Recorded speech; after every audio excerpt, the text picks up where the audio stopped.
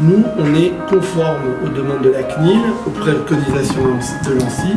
Ça veut dire qu'on stocke les données en France, donc on est partenaire du groupe Atos. Bonjour Jean-Yves Epp. Bonjour Claude Tran. Vous êtes président de la société Unowhy. Tout à fait. C'est quoi Unowhy? Unowhy, c'est une société du futur. Notre métier, c'est de faire découvrir le numérique au départ aux apprentis cuisiniers et aujourd'hui aux enfants qui vont à l'école. Vous avez intégré dans de nouveaux locaux et dans ces nouveaux locaux, vous avez installé la nouvelle classe. De quoi s'agit-il? La nouvelle classe, l'idée, c'est de rendre tangible l'intangible. C'est de montrer que le numérique, ce n'est pas que virtuel.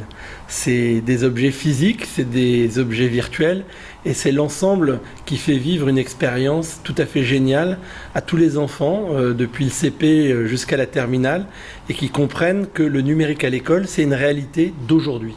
Cette réalité d'aujourd'hui, on la trouve en France, on la trouve dans les pays étrangers. Est-ce qu'on la trouve vraiment aujourd'hui? Alors, on la trouve dans beaucoup de pays dans le monde, en Amérique du Nord, chez les Scandinaves, en Asie évidemment. La France a démarré plus tard que le reste du monde, mais elle essaye depuis 2 ans de rattraper ce retard. Donc ça se fait dans le cadre de ce qu'on appelle le PNE, le plan numérique pour l'éducation. Et nous essayons d'être un accélérateur pour tout l'écosystème de ce rattrapage du numérique à l'école. Alors pourquoi faut-il accélérer aujourd'hui? Certains disent que la société est trop numérique. Alors on vit, qu'on le veuille ou non, dans un monde numérique. Le danger à trop philosopher, ce serait de produire des analphabètes du numérique. Vivre dans un monde où on ne comprend pas le numérique, c'est vivre un peu exclu de ce monde. Notre rôle à nous, c'est de faire en sorte que les gens montent à bord et le consomment comme ils ont envie de le consommer. Mais au moins, ils doivent le comprendre pour soit s'en servir, soit s'en détacher intelligemment. Alors certains disent, nos enfants à l'école, à la maison, il y a trop d'écrans. Si on crée une nouvelle classe avec bien sûr des outils numériques et quelques écrans, est-ce qu'on ne va pas dans un sens où les parents vont dire stop? Alors le numérique, c'est évidemment, et vous avez eu l'occasion de le voir, ça n'est pas que des écrans. Aujourd'hui, la réalité du numérique s'exprime à travers des écrans. Le jour qui existera sans doute, ou peut-être, où on pourra lire le numérique dans ses mains, il n'y aura plus d'écran et on lira le numérique dans les mains. Une classe numérique, ce n'est donc pas que des écrans. C'est des objets en tout genre, le microscope numérique, le thermomètre numérique, l'abeille numérique, le Lego numérique. C'est tout un tas d'objets, certes animés par un écran, qui vont permettre à l'enfant de découvrir sur des matières très différentes ce qu'il ne pouvait pas toucher du doigt de la même façon dans les enseignements passés. C'est un accélérateur de compréhension du monde qui l'entoure, c'est un facilitateur pour les enfants pour accéder au savoir. Donc c'est des choses très simples, c'est de l'algorithmie vraiment extrêmement basique, mais ce que font souvent les enfants, c'est que pour s'approprier le truc, en fait ils vont accompagner le mouvement de l'abeille pour s'assurer en fait que ce qu'ils font est bon. Donc on va essayer. Ils vont pouvoir ensuite tester s'ils se sont trompés ou pas trompés. Et donc là, il y a un niveau d'activité. Voilà, moi je me suis trompé par exemple. Vous avez une carte un petit peu plus complexe, un petit peu plus ludique aussi ici. Où c'est pareil, l'enseignant va lui dire il faut que le robot fasse le tour de la mare et sorte de la ferme. Ou alors au contraire, tu vas passer des vaches à l'étable, etc., etc.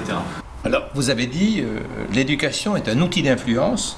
L'éducation va se faire par le numérique, c'est-à-dire que les grosses sociétés, les GAFAM, les grosses sociétés américaines en particulier, vont avoir la main sur l'éducation. Vous savez, depuis Bill Gates et Microsoft, on sait que l'éducation est au cœur de stratégie des GAFAM.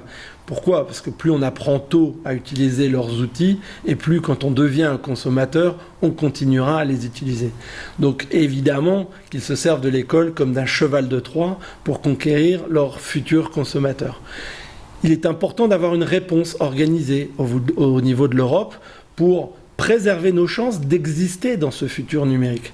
Notre ambition chez Unowhy, c'est justement de donner les outils aux acteurs européens pour créer leur propre devenir, leur propre solution, leur propre souveraineté et leur libre arbitre dans les choix numériques qui vont être faits. On adore les sociétés nord-américaines, mais nous avons notre propre identité en Europe. Nous avons notre propre volonté d'exister tel que nous existons depuis si longtemps. Et il va falloir l'inventer à travers le numérique. ce n'est pas les Américains qui l'inventeront pour nous. Alors vous avez lancé tout un écosystème avec la tablette School. Comment caractériseriez-vous cet écosystème ?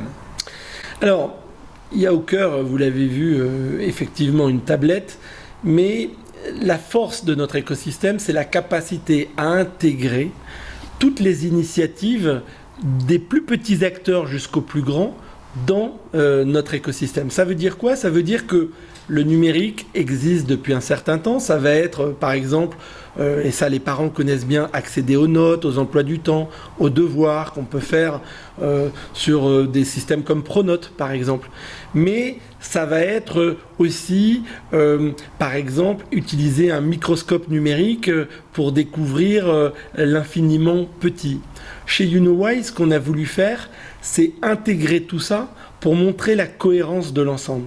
Notre force, c'est justement de regrouper tout ce qui existe pour faire en sorte que l'enfant profite au maximum de toutes ces inventions. Voilà ce qu'on est capable de faire chez nous ici, c'est accéder à tout ce qui existe. On se veut être peut-être, excusez le terme un peu barbare, le middleware de l'éducation, c'est-à-dire celui qui crée le pont entre les enfants et toutes ces initiatives numériques pour faciliter l'apprentissage. Le robot que vous voyez là, il va venir assister au cours que va faire Max. Elle voit tout, tu peux nous dire ce que tu vois à peu près ? Alors, je vais avancer parce que j'ai pas de très bons yeux malheureusement. Alors moi je vois tous les pays à gauche avec la France, la Russie, le Royaume-Uni, l'Espagne, l'Italie et le Portugal. Ce qui est super intéressant, c'est que soit en présentiel dans la classe à partir d'une tablette, soit effectivement en distanciel pour un enfant malade par exemple, on va pouvoir travailler ensemble. Donc à partir de sa tablette, par exemple, Maëlys, qui est au-dessus pour le coup, va pouvoir rajouter un post-it. Donc je ne sais pas si tu as l'idée d'un... Là on est sur les pays d'Europe. Je viens d'envoyer l'Islande. Tu viens de m'envoyer l'Islande, très bien. Et est-ce que tu peux le placer, s'il te plaît, au bon endroit ? C'est le moment de vérité, quoi. C'est le moment de vérité. Voilà. Alors le secrétaire d'État, M. Majoubi, chargé du numérique, dans une réunion à l'Assemblée nationale, dans la commission culture, a laissé entendre qu'il n'imaginait pas dans toutes les écoles de France des élèves avec une tablette. Qu'est-ce que vous lui répondriez ? La première chose, c'est que je l'inviterai à venir découvrir ce qu'est la réalité d'une classe numérique. Une classe numérique, ça n'est pas que des écrans, ça n'est pas que des tablettes. Et même aujourd'hui, les tablettes, elles sont capables aujourd'hui de devenir un ordinateur, de devenir un appareil photo, de devenir une calculette, de devenir une caméra.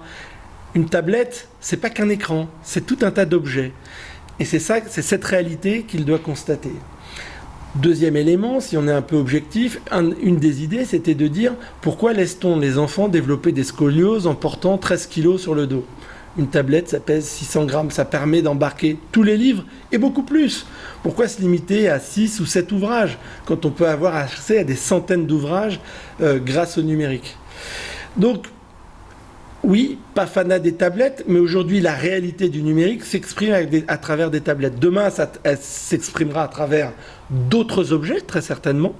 Il faut suivre son époque, suivre son temps, et il faut préparer, puisque le président de la République a souhaité faire de la France une start-up nation, il faut préparer les start-upers, et les préparer, c'est les préparer à intégrer le plus tôt possible le numérique dans leur quotidien. Et l'école, c'est l'école de l'égalité, c'est donner l'accès à tous les enfants aux mêmes chances de réussir dans le numérique. L'école va limiter, comme le disait un des proviseurs qu'on connaît, les déterminismes sociaux. Finalement, pourquoi réserverait-on aux enfants les plus aisés l'accès aux terminaux les plus performants et les enfants les moins chanceux des terminaux qui ne fonctionnent pas bien ? L'école est là pour lisser justement ces problématiques et faire en sorte que tous les enfants aient leur chance dans ce futur monde numérique. Quels sont les projets de la société YouKnowWhy dans les années qui viennent ?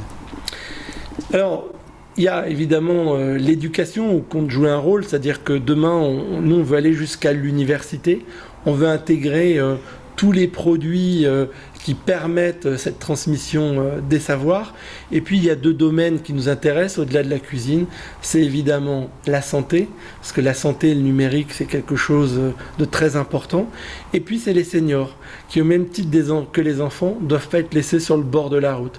Le numérique est un outil d'inclusion, est un outil pour garder les plus âgés d'entre nous chez eux le plus longtemps possible, pour leur permettre de vivre une vie où ils restent entourés, même si ça se fait à travers de la virtualité. Merci beaucoup, Jean-Yves. Merci Claude Tran. Là, en fait, tout simplement, vous avez un cœur modélisé en 3D sur lequel vous allez pouvoir voir les artères, les veines, etc. Vous allez pouvoir même rentrer à l'intérieur du cœur pour voir qu'est-ce qui se passe quand un cœur bat en coupe.